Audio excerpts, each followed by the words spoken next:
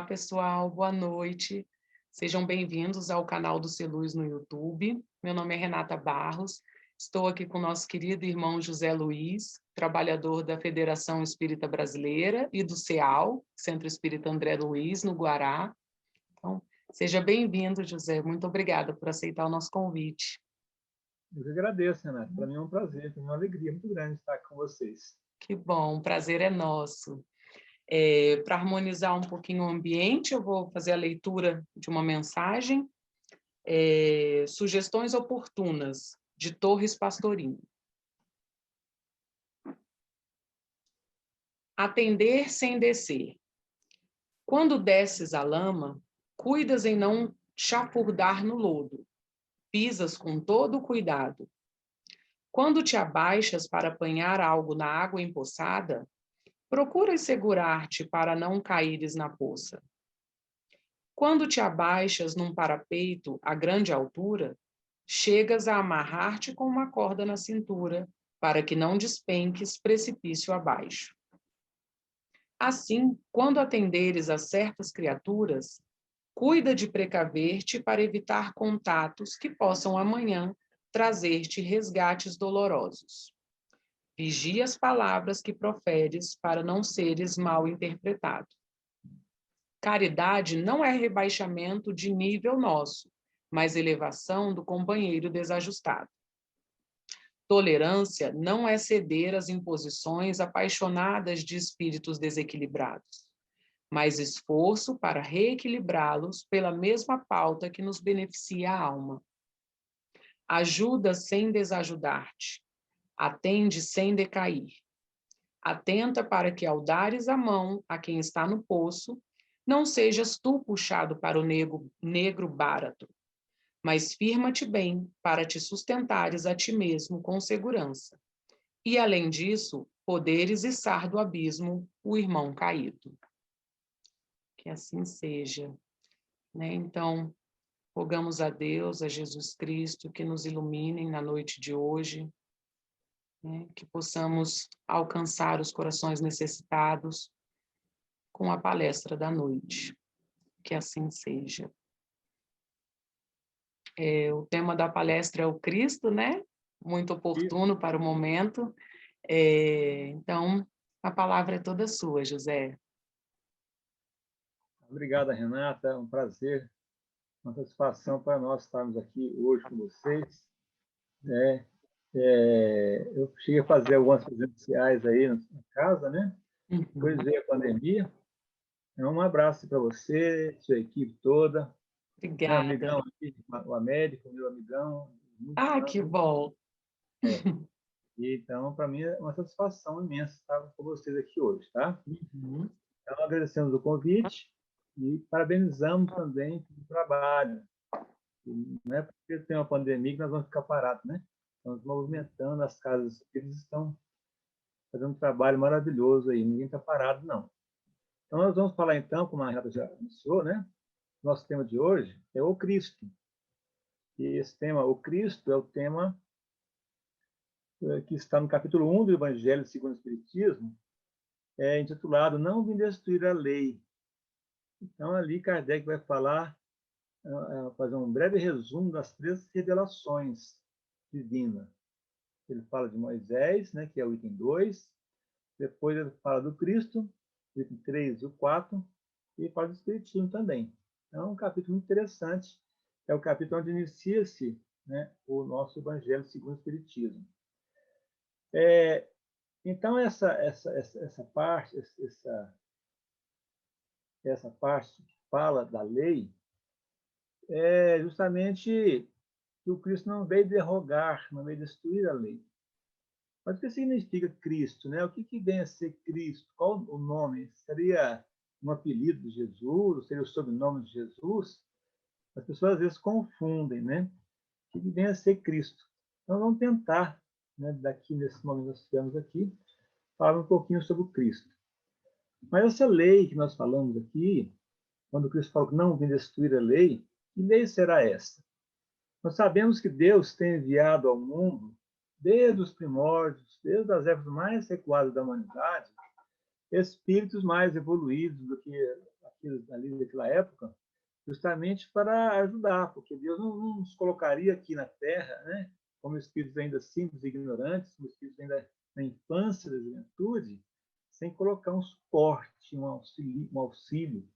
Então, nós estamos aqui e Deus envia de tempos em tempos os espíritos que vêm nos auxiliar, nos ajudar. E muitos desses são colocados como reveladores, vêm trazer a lei. E muitos vieram, mas aqui nós vamos falar mais das 3 grandes revelações, né, que nós temos, que Moisés, Jesus e o Espiritismo. Então, vamos comentar um pouquinho sobre essas 3 revelações. Então, de acordo com esses espíritos que vêm aqui na Terra, eles vêm trazendo suas leis assim a conta gota.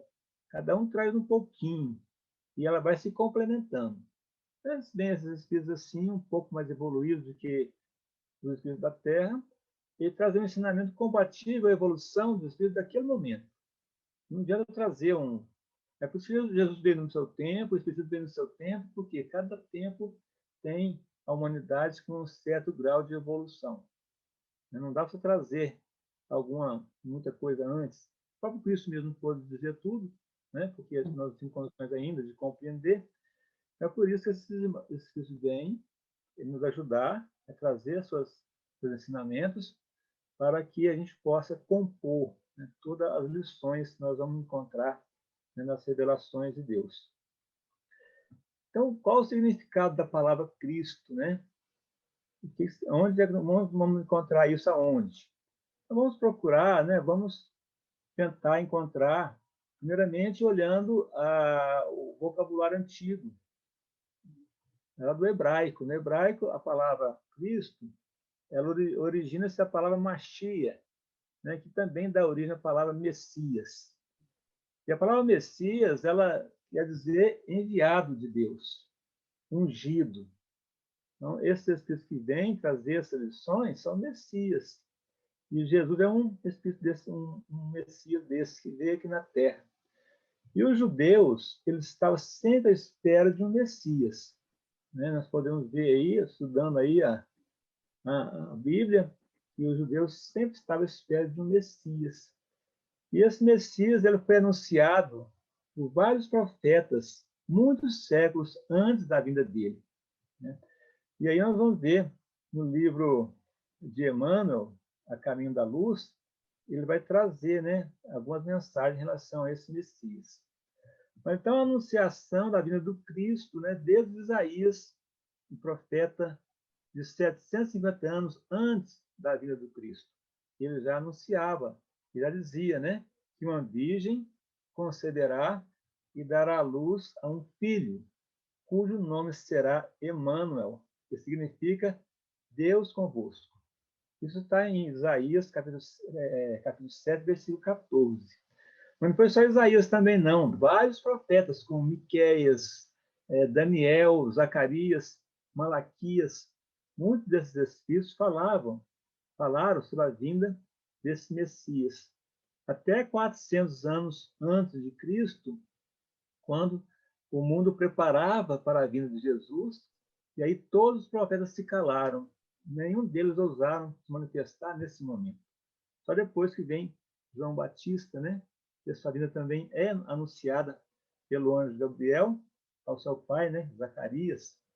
E então aí que vem anunciar a vinda desse profeta, né? Que seria João Batista.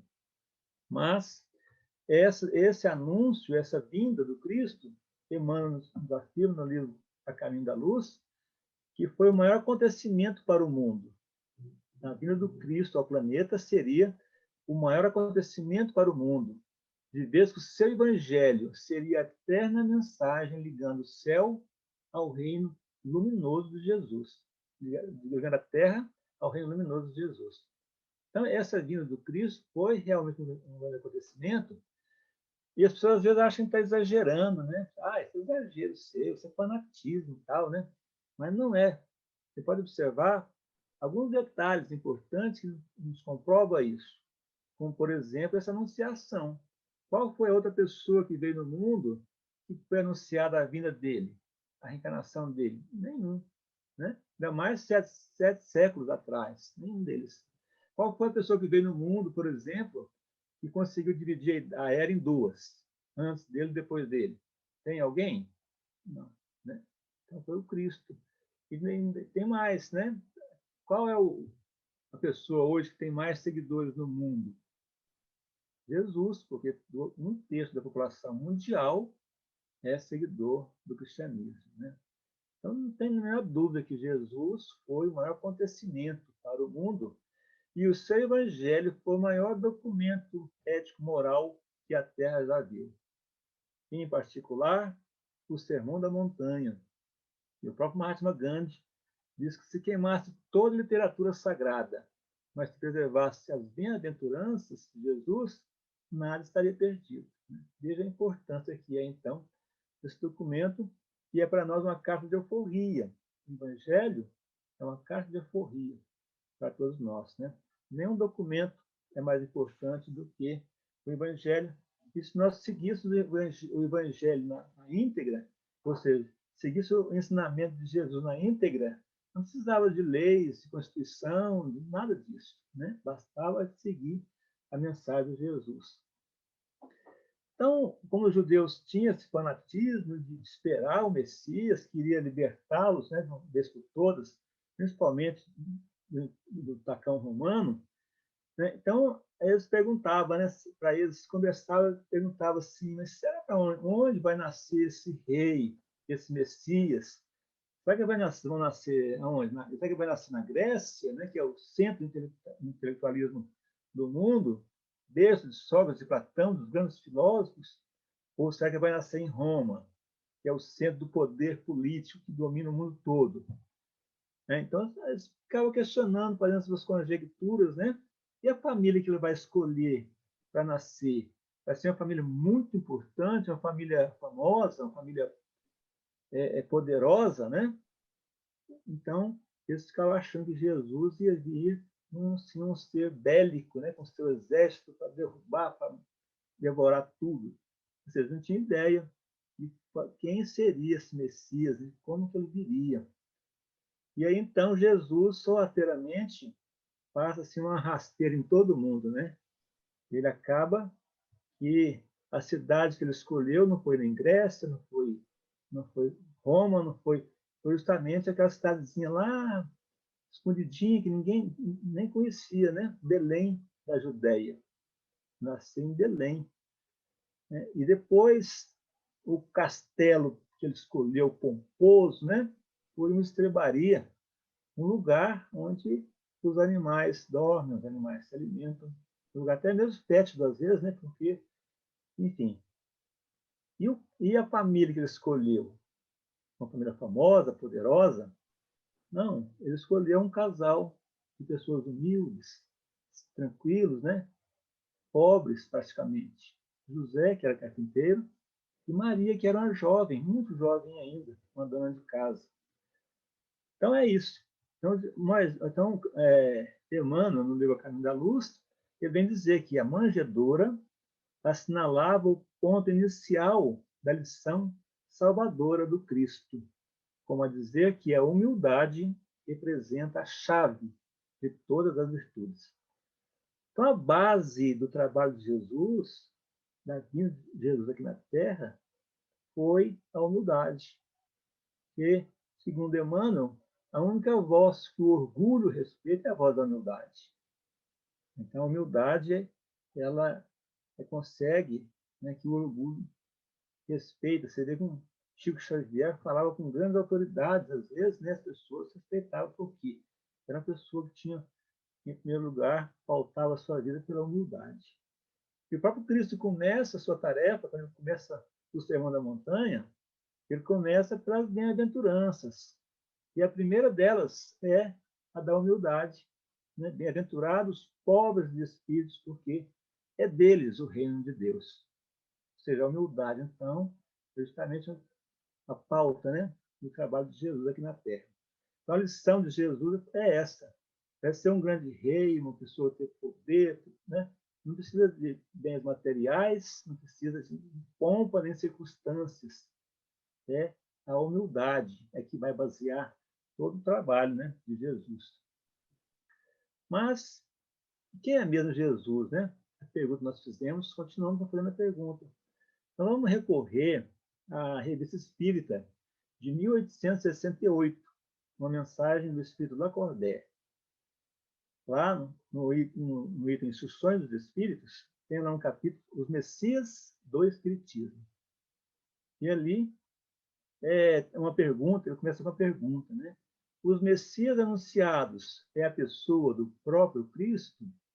Está perguntando porque os Messias foram anunciados por Isaías, Miqueias, Daniel, Zacarias, se é o próprio Cristo, né, que nós conhecemos, o próprio Jesus Cristo. E aí, então, Lacordaire vai responder, e tem aqui uma síntese da resposta da Lacordaire. Ele fala assim, que ao lado de Deus estão numerosos espíritos que chegaram ao topo da escala dos espíritos puros. Deus escolheu entre eles os seus enviados superiores, encarregados de missões especiais. Podeis chamá-los de Cristos. É a mesma escola, são as mesmas ideias, modificadas conforme os tempos. Então, nós conhecemos a escala espírita, não é? E está lá no Livro dos Espíritos, as questões de 100 a 113. Nessa escala espírita que nós conhecemos, nós vamos passar por uma esteira de reencarnações, das reencarnações, várias reencarnações. Quando nós iniciamos como espíritos imperfeitos, espíritos ainda imperfeitos, né? No entanto, destinados à perfeição, perfectíveis. Então, nós fomos criados por Deus, simples e ignorante, porque Deus quis que nós construíssemos, né, a nossa perfeição. Ele poderia ter criado todos nós já perfeitos, mas qual seria o nosso mérito, né? Então, nós temos o mérito de buscar nós mesmos a nossa perfeição. Então, para a gente ter uma ideia, né, lá na escala espírita, a base dela é o espírito impuro e o topo, o espírito puro. Ou seja, vamos fazer uma caminhada saindo de espíritos impuros e evoluindo cada encarnação um pouquinho até alcançar um dia o estado de espírito puro.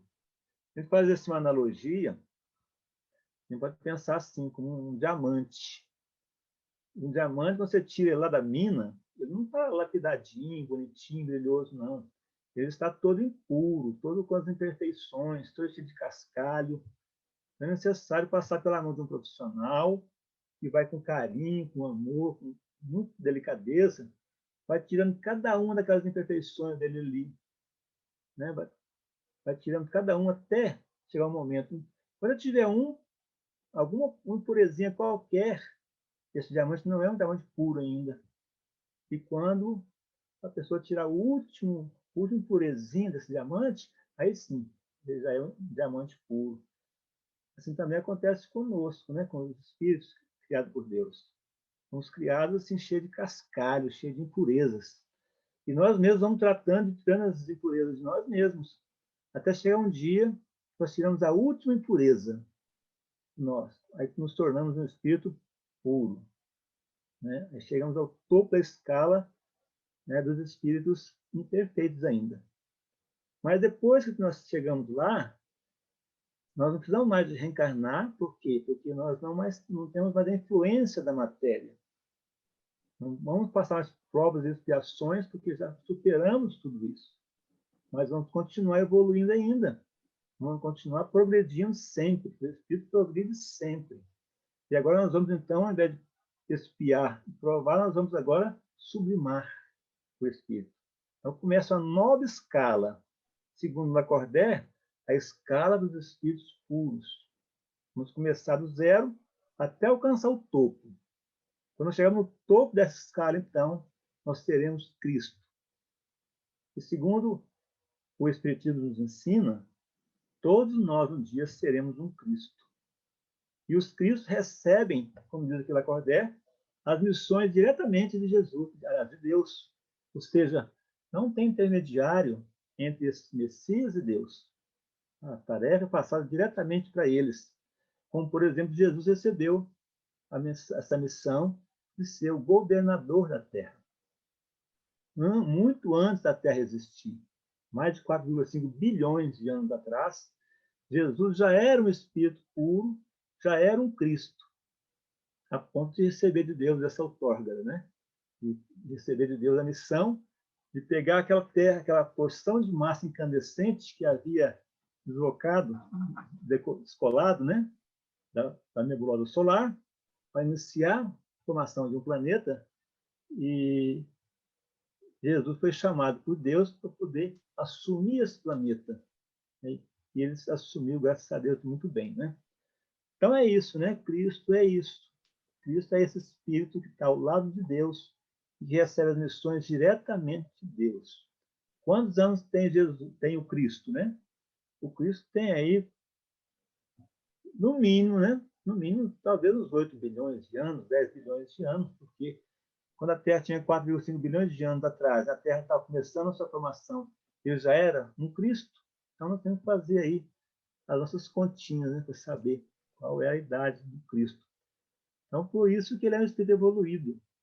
Ele já passou por tudo que nós estamos passando hoje, né? Até todas as pandemias que estamos passando, ele já passou também, com certeza, e já avançou, chegou ao status, ao estágio de um espírito, e esse status é o maior grau que nós conhecemos hoje, que é o grau crístico, e vive ali do lado de Deus, segundo Lacordaire. Então, Jesus Cristo, né? A gente fala Jesus. O que é Jesus? Jesus é o nome que os seus pais deu a ele aqui na Terra. Podia ser José, podia ser Pedro, podia ser Antônio. No entanto, naquela época, o nome de Jesus era muito comum. Né? Então, ele recebeu o nome de Jesus. Então, a gente fala de Jesus Cristo, né? Mas seria Jesus ou Cristo. Talvez, né? A maneira mais correta de falar. Então, Jesus, ele vem, né, e ele vai dizer, então, não penseis que eu tenha vindo destruir a lei ou os profetas. Não os vim destruir, mas cumpri-los. E Pedro fala, porquanto, em verdade vos digo, que o céu e a terra não passarão, sem que tudo o que se acha na lei esteja perfeitamente cumprido, enquanto reste o único iota, o único ponto. Essa mensagem de Jesus é que abre o primeiro capítulo do Evangelho segundo o Espiritismo, dizendo que não vem destruir a lei. E que lei é essa, então, né? Lei que está falando, está se tratando aqui. É porque na época de Jesus, qual a única lei que existia? Era a lei de Moisés. A lei de Moisés que já era, né, um apanhado de todas as leis que veio antes. E Moisés aproveitou também muito do que vinha antes. Então, Jesus está dizendo aqui que ele não veio destruir essa lei, até porque ele é o governador da terra. Ele enviou aqueles mensageiros para trazer as leis, e com certeza as leis vieram de acordo com o que ele solicitou. É óbvio que muitos falharam, muitos não deram conta do recado, mas tudo isso está previsto já, né, na obra de Deus, na obra divina. Então, a lei que nós estamos falando aqui, então, é a lei mosaica. E Jesus, ele era judeu, né? Ele nasceu como judeu, viveu como judeu e morreu como judeu. Quem fala isso é Celestino, né? Severino Celestino. Jesus era judeu e ele cumpriu toda aquela lei, mesmo as leis, né, que existiam naquela época, todas as leis. Mas a Kardec vai nos dizer aqui que a lei mosaica ela era dividida em duas partes. Então, tinha a parte que era a lei de Deus, né, que é os 10 mandamentos, a lei que foi promulgada no Monte Sinai, e tinha uma outra lei criada pelo próprio Moisés, que era a lei civil ou disciplinar. Era em torno de 613 leis que Moisés criou, justamente para complementar, para regulamentar. Porque o povo daquela época, a humanidade daquela época, era ainda muito infantis ainda. Mas era um povo infantil, mas no sentido assim, de ser, né, estar no início da vida, né? Mas era um povo violento, era um povo semi-selvagem, era um povo muito disciplinado. Eles não obedeciam, não tinha regra, não tinha lei, né? Os relacionamentos eram como os relacionamentos dos animais. Então, o homem era muito, muito disciplinado. Então, Moisés teve que criar essa lei complementar, porque o povo não estava ainda em condições, né, de cumprir uma lei de Deus, os 10 mandamentos, principalmente. E essa 613, ela está onde? As 613 leis. Ela está na Torá. A Torá são 5 livros atribuídos a Moisés: o Gênesis, Êxodo, Levítico, Número e Deuteronômio. Esses 5 livros. Em qual deles que está essas 613 leis? Ele está espalhado em todos os 5. Você achar algumas no Gênesis, algumas no Êxodo, né? Não tem assim um rol com as 613 leis, não. Nós vamos encontrar ela em todos os livros de Moisés. Então, como Kardec fala, que essas duas leis, uma delas é invariável, ela é imutável, como o próprio Criador delas é imutável também. O próprio Deus é imutável, suas leis também são imutáveis, né? E a outra lei, apropriada aos costumes e ao caráter do povo, e essa lei se modifica, né? De acordo com o homem vai evoluindo, a lei tem que se adaptar à evolução intelecto-moral do ser humano. Então, a lei de Deus é a lei que está formulada nos 10 mandamentos. Então, Cristo, né, ele não veio destruir a lei, mas qual a lei que não veio destruir? A lei de Deus. Ele veio apenas cumprir, ele veio desenvolvê-la, dar-lhe o verdadeiro sentido e adaptá-la ao grau de adiantamento dos homens. A lei de Deus, ela é imutável, ela não muda. Mas nós mudamos, nós vamos evoluindo. Não podemos comparar um ser humano de hoje com um ser humano do tempo de Moisés. Nem um ser humano do tempo de Jesus, porque a gente vai evoluindo. Cada encarnação, nós nos tornamos melhores. Né? O progresso que é feito. Então, a lei de Deus ela é a mesma, só que de acordo com o nosso entendimento, ela muda para a gente. Né? Nós possamos entender melhor essa lei. Quanto à lei de Moisés, as 613 leis, né? Essa não. Essa, Jesus mudou ela, modificou profundamente, quer na substância, quer na forma. Por quê? Porque estava errada. Será que Moisés exagerou nas leis que ele fez? Não, as 613 leis de Moisés, elas são perfeitas. Elas estão, todas elas, de acordo, né, com as necessidades daquela época, as necessidades daquele povo que vivia naquele momento, que é o povo violento, que é o povo indisciplinado. Mas já havia passado quase 1.500 anos depois de Moisés. Então já era época já, né? A humanidade já tinha evoluído bastante para fazer, então, essa mudança na lei. Então, Jesus propõe as mudanças. Então, vamos ouvir algumas frases, tipo assim: ouviste o que foi dito aos antigos, amarás o teu próximo e odiarás o teu inimigo. Ele fala assim: eu, porém, vos digo. Então, quando ele fala eu, porém, vos digo, ele está justamente dizendo assim: agora, a partir de agora, estamos vivendo uma nova era. As coisas mudaram. Não é mais como antigamente. Então, naquela época era de odiar o teu inimigo, agora é de amar o teu inimigo. E é agora a lição que ele vem nos trazer, né? A maior lição que ele vem nos trazer, qual a lição que é? É a lição do amor. Né? Então, ele combate não somente a lei antiga, ajustando ela à evolução do ser humano, como também combate os abusos. Existiam os fariseus, os saduceus, que eles achavam que era o dono, né, da salvação, e que eles queriam que as suas ideias, né, fossem colocadas, né? Então eles se preocupavam muito em fazer as coisas para os outros, ou seja, assim, falar as coisas para o outro fazer, mas eles mesmos não cumpriam, né, essa lei. Então Jesus combatia muito também isso, né? Ele chamava aqueles fariseus de túmulos caiados por fora, cheios de podridão por dentro, porque o interessante não era fazer a reforma íntima, era cumprir aquelas práticas exteriores, né? Ir no templo, fazer uma oferenda, né? Sacrificar um animalzinho, enfim, era lavar as mãos antes de comer, era santificar o dia de sábado, enfim, eles estavam preocupados mais com isso. E cadê que a gente colocar em prática, ajudar o próximo, ajudar o semelhante? É isso que Jesus vem, então, chamar a atenção sobre isso. Mas Jesus, ele é um espírito com sua evolução, ele é um espírito, sim, uma capacidade enorme, principalmente de síntese, de resumo. Né? Pega esse tanto de lei que tinha, né? As leis dos 10 mandamentos, as 613 de Moisés, a lei dos profetas. Ele pega tudo isso e faz um resumo. Né? É tanto que quando aquele doutor da lei o procura e pergunta a ele, mestre, qual o maior mandamento da lei? E o que ele fala? Amarás o Senhor teu Deus de todo o teu coração, de toda a tua alma, de todo o teu espírito. Esse é o primeiro e maior mandamento.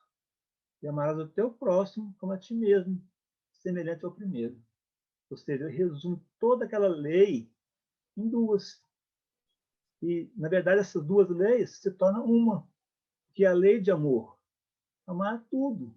Amar Deus um grãozinho de areia que tem ali, até mesmo, né, tudo que nós temos do nosso lado. Amar nossos bens materiais, amar nossos irmãos, nossos familiares. Né? Então, o amor é uma lei que está sempre em voga. Essa que foi a grande lei que Jesus veio nos deixar. Ele não trouxe nenhuma lei, ele apenas aperfeiçoou a lei que já existia.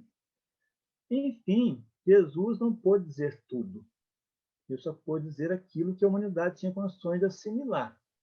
Por isso que ele falou em parábolas, falou, né, de maneira velada muitas coisas, mas deixou plantada a sementinha. Então, ele não disse tudo que ele podia dizer, porque ele achou conveniente deixar essas verdades veladas para que o homem pudesse estudar, aprender, evoluir e chegasse ao ponto dele compreendê-las por si mesmo. Né? Por isso que hoje nós temos aqui a doutrina espírita. Ele prometeu aos seus discípulos, aos seus apóstolos principalmente, quando ele estava reunido lá no cenáculo, naquela reunião ali, onde tinha aquele momento de despedida, né? Um direcionador muito grande para os apóstolos que estavam ali, para ele também. E ele disse para aqueles discípulos que estavam ali, se não é mais, guardai os meus mandamentos, e eu rogarei ao Pai, e ele vos enviará outro Consolador, a fim de que fique eternamente convosco. Porém, o Consolador, que é o Santo Espírito, meu Pai enviará em meu nome, vos ensinará todas as coisas e vos fará recordar tudo o que eu tenho dito. Então, quando a gente ouve, lê essa frase aqui, ensinará tudo o que eu vos tenho dito, para recordar tudo que eu vos tenho dito também, isso é o Espiritismo, não é? Qual que é a doutrina que nós temos aí, que tem um manancial enorme de material, de livros, né? Só o Chico Xavier tem mais de 400, Divaldo tem mais de 300 e tanto, né? E tem a codificação, que nós nem conhecemos a codificação ainda.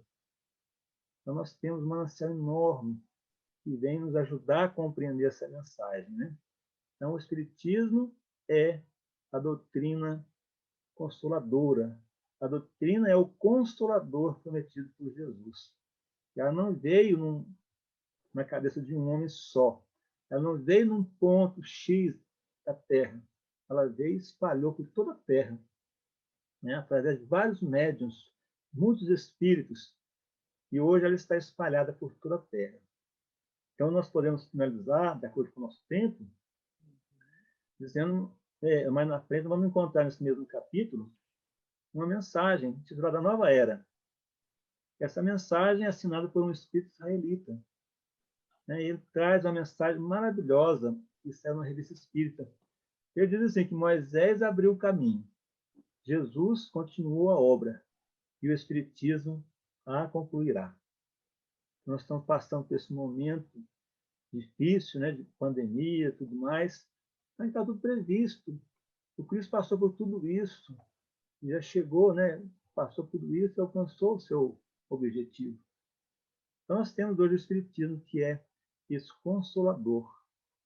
Por quê? Consola por quê? É porque ele nos ensina.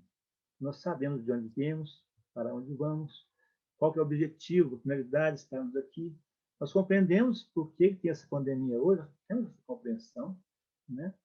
Nós não nos revolta, apenas, né, nós somos sempre orientados a isso.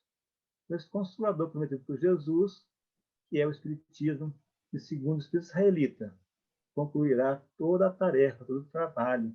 Nós estamos nesse processo, né? Até alcançarmos o nosso status de espírito puro e depois começar novamente a nossa caminhada rumo a nos tornarmos um Cristo. Renata, era isso que eu tinha para hoje, né? Nosso tempo também já acabou. Então, eu te agradeço a oportunidade e que Deus abençoe sempre essa casa aí na Vila Planalto, para que, quando terminar essa pandemia, possamos retornar novamente aí, né? Isso. Muito obrigada, José.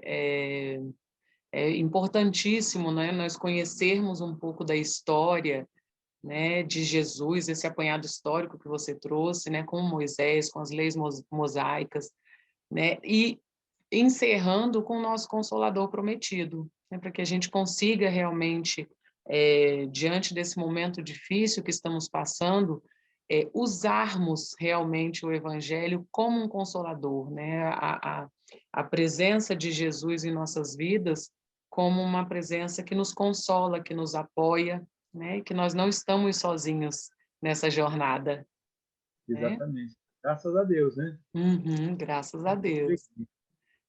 Você pode fazer a nossa prece final? Posso sim. Então, vamos agradecer a Deus, nosso Pai, infinito amor e bondade, nosso Mestre Jesus, no qual falamos hoje sobre ele, e os espíritos amigos que sempre nos acompanham, nosso anjo guardião, para que eles possam estar sempre conosco, nos ajudando, dilatando cada vez mais as nossas mentes para a compreensão da mensagem do Cristo, para a compreensão desse Consolador prometido por Jesus. Abençoa essa casa, ser luz, abençoa esses trabalhos e possa levar sempre para aquelas pessoas que precisam o consolo, a esperança, a fé e o amor. E que Jesus permaneça conosco. Que assim seja. Assim seja. Obrigado, aguardamos, né, a sua presença na nossa casa, quando regressarmos aos trabalhos presenciais, né, ficamos muito felizes por você ter aceitado o nosso convite. Obrigada, pessoal, pela companhia nessa noite de hoje, né, assistam, compartilhem os vídeos, né, das palestras do CELUS. Não estamos de forma presencial trabalhando, mas, né, continuamos firmes nos trabalhos online para que possamos levar esse consolo para as pessoas, né, para alcançar, nem que seja um coração, aliviar as dores, né, dessa trajetória. Isso mesmo. Né? Muitíssimo obrigada, José. Que Deus nos abençoe. Obrigado a você, Renan. Muito Obrigada obrigado. pela oportunidade. Boa Eu, noite. obrigado. Tchau. Boa noite. Tchau, tchau. Obrigada.